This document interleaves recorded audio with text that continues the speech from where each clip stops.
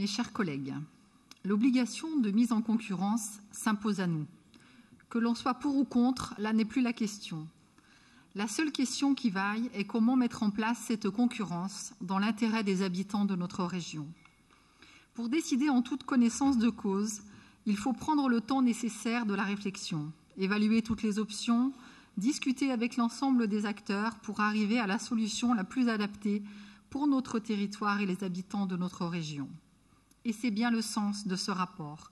Ouvrir un dialogue avec l'ensemble des opérateurs ferroviaires pouvant être intéressés à l'exploitation de ces services régionaux de transport de voyageurs.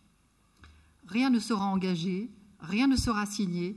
Il s'agit simplement de préparer au mieux la mise en concurrence. Il n'y a qu'en prévoyant tous les schémas possibles, en mettant toutes les options sur la table, en les interrogeant un à un, sans priori, pour que nous pourrons trouver la solution la plus juste et la plus adaptée pour notre région. Nous ne souhaitons pas attendre le dernier moment pour réfléchir et engager les discussions sur la mise en concurrence, car une fois au pied du mur, nous prenons le risque de décider dans la précipitation et ce sont les habitants de notre région qui en feront les frais. C'est en ce sens que nous avons engagé un travail avec RICOP, cette coopérative qui a pour l'objectif d'exploiter des lignes abandonnées par l'État. Nous devons prendre en considération toutes les bonnes initiatives et les étudier le plus finement possible afin de diversifier l'offre et rouvrir, le cas échéant, des lignes utiles à notre territoire.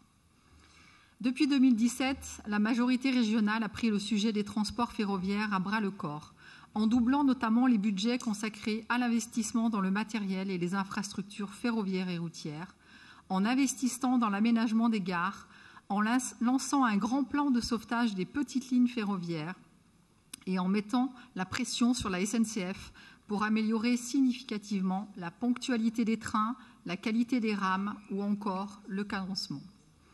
Sur tous ces sujets, je veux saluer l'engagement et la détermination de notre vice-président, Frédéric Aguilera, car c'est un travail de longue haleine et il ne faut jamais baisser la garde pour obtenir des résultats.